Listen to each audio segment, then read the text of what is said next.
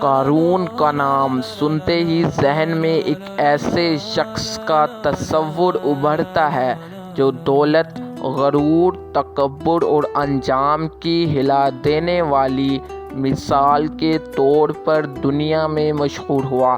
اس کی شخصیت محض ایک فرد کی نہیں بلکہ ایک پوری سوچ کی نمائندگی کرتی ہے جو دولت کو اصل طاقت سمجھتی ہے اور رب کے مقابلے میں خود کو بلند سمجھنے لگتی ہے۔ قرآن پاک نے اس کے واقعات کو نہایت تفصیل سے بیان کیا تاکہ انسان اس میں غور کر کے سمجھ سکے کہ دنیاوی مال و دولت اگرچہ کتنا ہی بڑھ جائے وہ نہ تو انسان کو دائمی عزت دے سکتی ہے اور نہ ہی اسے عذاب الہی سے بچا سکتی ہے۔ قارون دراصل حضرت موسیٰ علیہ السلام کے ہی خاندان سے تھا، یعنی وہ بنی اسرائیل کا فرد تھا، ان کا پہلوی رشتہ تھا۔ اس کا اصل نام بعض روایات میں منہاس بن یزید ذکر ہوا ہے، لیکن بعد میں وہ قارون کے لقب سے مشہور ہوا۔ اللہ تعالیٰ نے اسے خوبصورت آواز دی تھی اور وہ تورات کی تلاوت کرنے والوں میں سب سے حسین آواز والا سمجھا جاتا تھا، مگر اس کے اندر چھپی دنیاداری، دنیا کی محبت، خود پرستی اور لالچ نے اسے آہستہ آہستہ اس کے دل سے ایمان کی روشنی چھین لی اور وہ دنیا کی چمک دھمک میں کھو کر آخرت کو بھول گیا۔ بنی اسرائیل پر جب فرعون کا ظلم بڑھا تو اللہ تعالیٰ نے موسیٰ علیہ السلام کو ان کا نجات دہندہ بنایا، مگر قارون نے حضرت موسیٰ علیہ السلام کی رسالت، آپ کی حکمت اور آپ کی دعوت کو دل سے قبول نہ کیا۔ وہ ظاہری طور پر بنی اسرائیل میں رہتا تھا مگر دل سے فرعون کے دربار کا نمک خوار تھا۔ اس کی دولت بھی پوری طور پر طبعی طریقوں سے نہیں آئی تھی بلکہ اللہ تعالیٰ نے اسے ایک خاص آزمائش کے طور پر بے پناہ مال دیا۔ روایات میں آتا ہے کہ اللہ تعالیٰ نے اسے زمین کے خزانوں تک رسائی دی۔ وہ کیمی گری کے فن میں مہارت رکھتا تھا۔ بعض روایات میں آتا ہے کہ اسے خزانے کے وہ دفنی ملے جو حضرت یوسف علیہ السلام کے دور کے تھے اور جنہیں لوگ صدیوں تک تلاش نہ کر سکے تھے۔ اللہ تعالیٰ نے اسے دولت ایک امتحان کے طور پر دی تھی تاکہ دیکھے کہ دولت ملنے کے بعد اس کا رویہ کیسا ہوگا، وہ شکر کرے گا یا تکبر۔ جب اس کے پاس مال آیا تو وہ بڑھتا ہی چلا گیا۔ قارون کا گھر خزانے سے بھرا رہتا تھا، اس کے پاس سونے کے ڈھیر، چاندی کے انبار اور جواہرات کے ذخیرے تھے۔ قرآن مجید کہتا ہے کہ اس کے خزانوں کی کنجیاں تک طاقتور لوگوں کی ایک جماعت اٹھا کر چلتی تھی۔ خزانے تو ایک طرف، ان کی کنجیاں تک اٹھانا مشکل کام تھا۔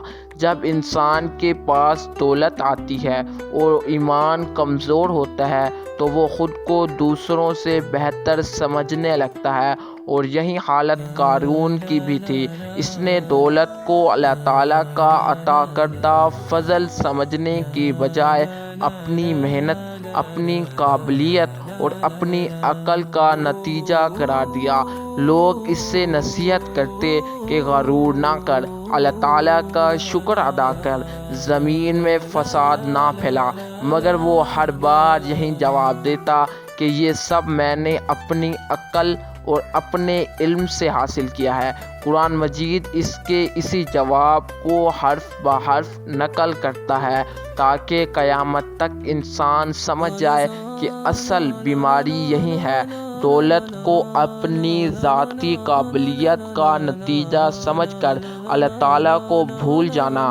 قارون جب بازار میں نکلتا تو اس کا تکبر اس کے لباس اور اس کے اندر سے ٹپکتا تھا۔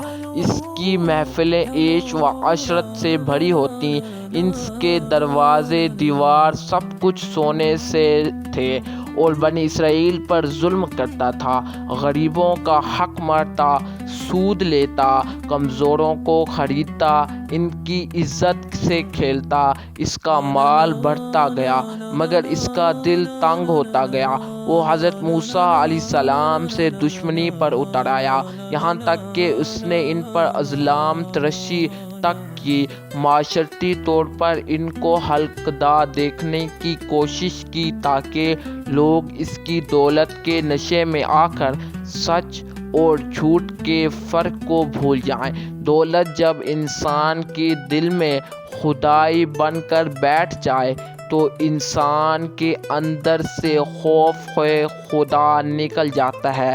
قارون کے ساتھ بھی یہی ہوا۔ جب قوم نے اس کی بے تحاشا دولت دیکھی تو بہت سے کمزور ایمان والے لوگ خواہش کا شکار ہو گئے اور کہنے لگے کہ کاش ہمیں بھی وہ سب کچھ ملتا جو قارون کو ملا ہے، وہ تو بڑا نصیب والا ہے۔ مگر حقیقت اس کے بالکل برعکس تھی، کیونکہ اللہ تعالیٰ کے نزدیک نصیب اور کامیابی کا معیار دولت کا ہونا نہیں، بلکہ اللہ تعالیٰ کی قربت، کردار کی نیکی، توازن، انصاف اور آخرت کی کامیابی سے ہے۔ اسے میں اہل علم اور اہل ایمان نے لوگوں کو سمجھایا کہ اللہ تعالیٰ کا ثواب دنیا کی چمک دھمک سے بہتر ہے، مگر قوم کا ایک طبقہ پھر بھی قارون کو رشک کی نگاہ سے دیکھتا رہا۔ دولت جب انتہائی حد تک بڑھ گئی اور انسان کے دل سے خوف خدا نکل جائے تو انسان محض اپنے ظاہر کی بنیاد پر زندگی گزارتا ہے۔ قارون نے ایک دن پوری شان و شوکت کے ساتھ جلوس نکالا۔ اس کے غلاموں نے اس کے لباس میں نرم و میاد قوت جڑے ہوئے تھے، اس کے کچرے اور اونٹ سونے کے کنگنوں سے مزین تھے، اس کی سواریاں پر جوہرات کے پردے اور ریشمی حجت تھے۔ لوگ یہ سب دیکھ کر تنگ رہ گئے اور کمزور دل لوگ پھر بھول اٹھے کہ واقعی یہ دنیا کی سب سے بڑی نعمت ہے۔ مگر اللہ تعالیٰ کبھی ظلم کو دیکھتا نہیں رہتا، وہ مہلت ضرور دیتا ہے مگر چھوڑتا نہیں۔ جب حضرت موسیٰ علیہ السلام نے اس کو نصیحت کی کہ اللہ تعالیٰ نے جو کچھ تجھے دیا ہے اس میں سے اللہ تعالیٰ کی راہ میں خرچ کر، غریبوں پر رحم کر، زمین میں فساد نہ پھیلا، تو اس نے انکار کر دیا۔ پھر اللہ تعالیٰ کی طرف سے فیصلہ آیا کہ اس شخص کا غرور، اس کی دولت اور اس کا فسق پوری قوم کے لیے عبرت بنے گا۔ پھر وہ دن آیا جس دن قارون اپنی دولت اور اپنی شان کے ساتھ نکلا اور زمین اس کے قدموں تلے لرزنے لگی۔ ایک اکڑ کے ساتھ زمین پھٹ گئی اور قارون اپنے محلات، اپنی دولت، اپنے خزانوں، اپنے اہل و عیال، اپنے غلاموں، اپنے زیورات اور اپنے تمام ساز و سامان سمیت زمین میں دھنسنا شروع ہو گیا۔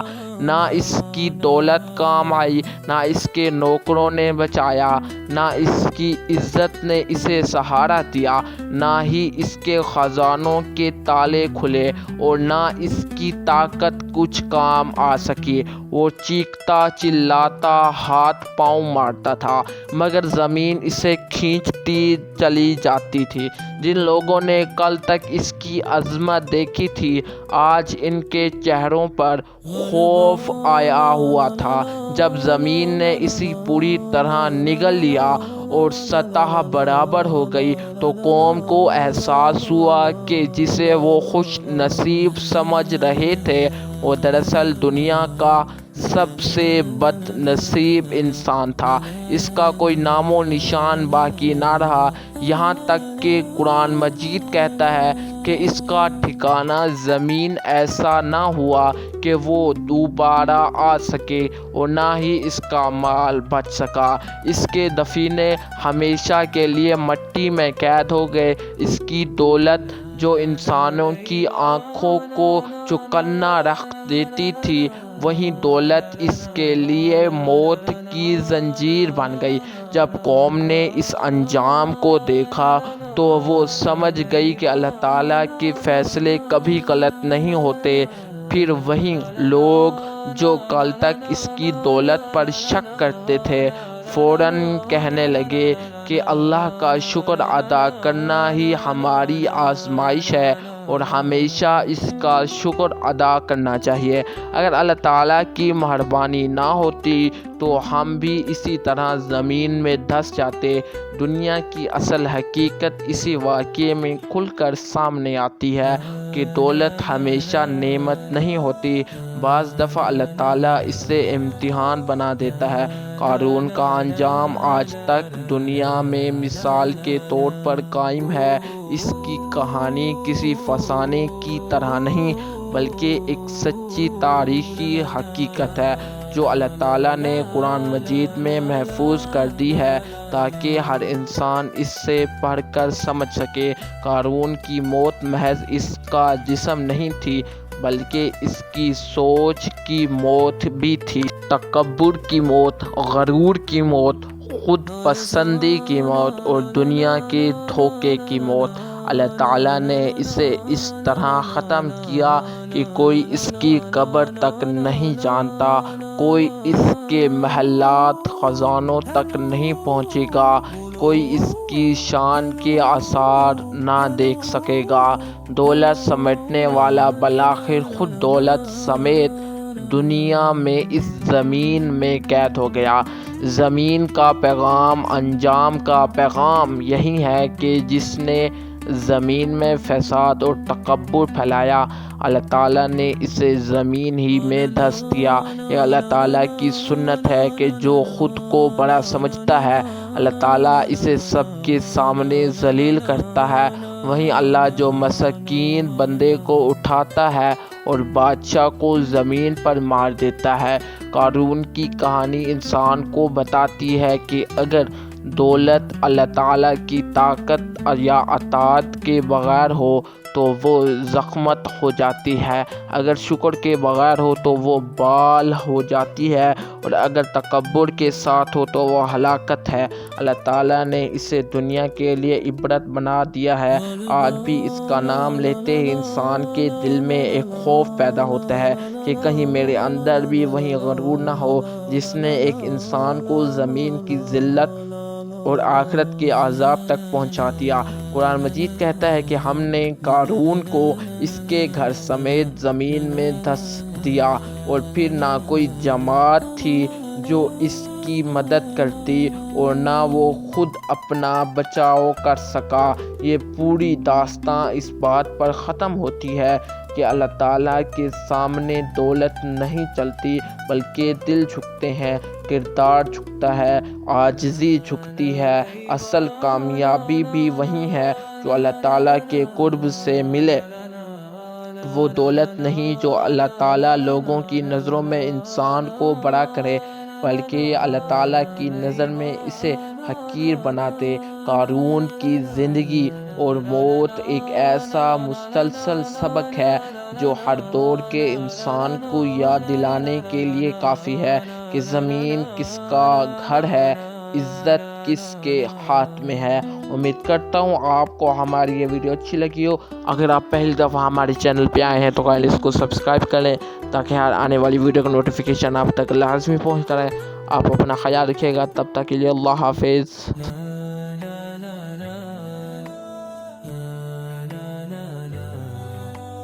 la la la